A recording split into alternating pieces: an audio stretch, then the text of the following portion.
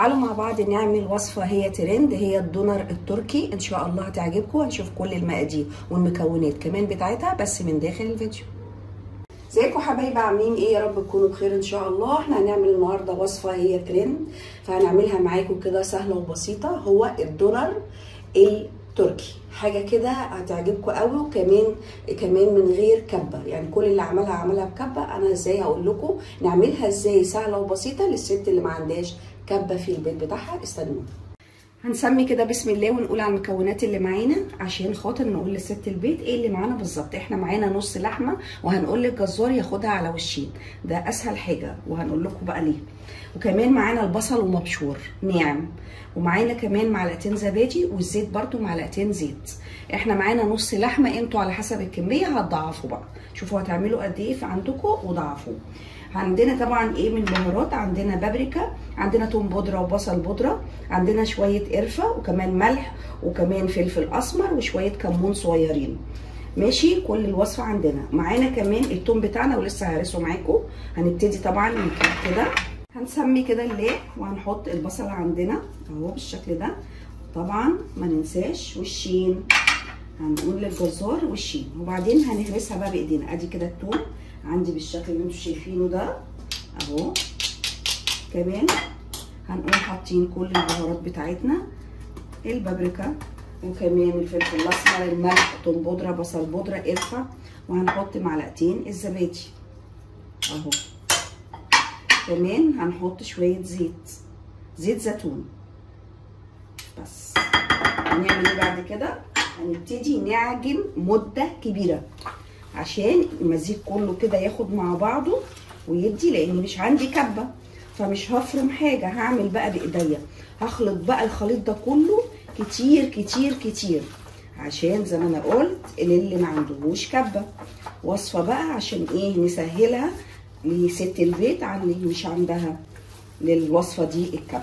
عملناها زي ما انتوا شايفينها كده، بقت بالمنظر ده، ولا كبه ولا حاجه. طب وحطيت ايه عليها كمان؟ حطيت معلقه خل بس، وقلبت كل ده، بس قلبته زي ما قلت كتير. هنعمل ايه دلوقتي؟ جبنا ورق زبده هنمسحه بدهنه زيت.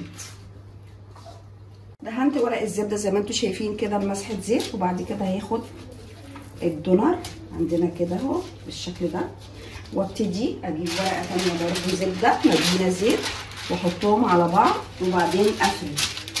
عايزه بقى ايه؟ افرد فرده بقى حلو، ويكون ايه؟ رقيق خالص خالص اهو. هجيب بقى النشابه بتاعتي اهو كده بالشكل ده. عايزه فرده رفيعه خالص. شلت كل الزيادات اللي على الحروف، وبعدين بقت زي ما انتوا شايفينها كده.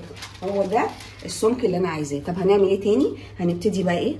نرولها كده بالشكل ده اهو كده اهو، ونجيب صينيه مدهونه برضو سمنه، اسمها زيت ولا ايه، بقت بالشكل اللي انتوا شايفينه ده.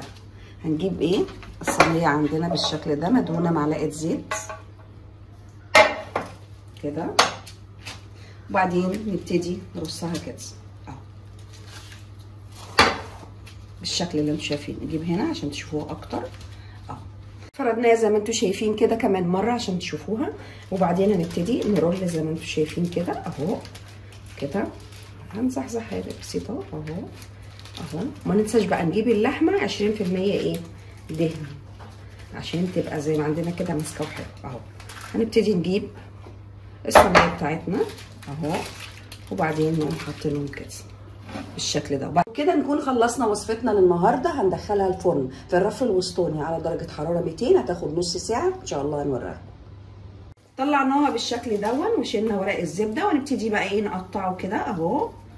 بصوا بقى المنظر من غير كبه، هو ده اللي انا عايزه اقوله لكم، من غير ايه؟ كبه. طبعا جبنا العيش بتاعنا اهو الشامي، طبعا اللي انتوا بقى حابينه كده. نقوم مقطعينه اهو كده، وبعدين نعمل حبه سلطه بقى حلوين، ونعمل سندوتشات، وناكل بقى لحد ما نشبع. وبرده هرجع اقول من غير كبه، لازم ايه؟ نصرف نفسنا. عندنا طبق سلطه زي ما انتم شايفين، حطينا بصل كتير، وكمان خضره بقدونس، وكمان طماطم، حطينا عليهم سماق، ملح، خل، وقلبناهم زي ما انتم شايفينهم بالطريقه دي. هنعمل بقى السندوتشات بتاعتنا. جبنا العيش الشامي زي ما انتم شايفين، هنبتدي نحط فيه عندنا كده اهو بالشكل ده كده.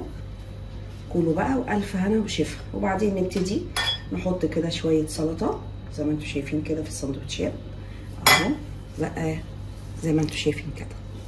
نعمل كمان واحد معاكم اهو بالشكل ده، ونبتدي ناخد من السلطه بتاعتنا الجميله دي اهي متبله بقى. ممكن برضو تحطوا عليها رشه سكر عشان البصل عندنا كده يتسكر اهي بالشكل ده. والف هنا وشفا. تقدروا بقى تعملوا معاها طحينه، اعملوا اللي يريحكم. كانت وصفه بسيطه كل مكوناتها سهله موجوده، وكمان نقدر نعملها من غير كبه، وده الاساسي في الفيديو بتاعنا. استنونا ان شاء الله في فيديو تاني، وكل سنه وانتم طيبين.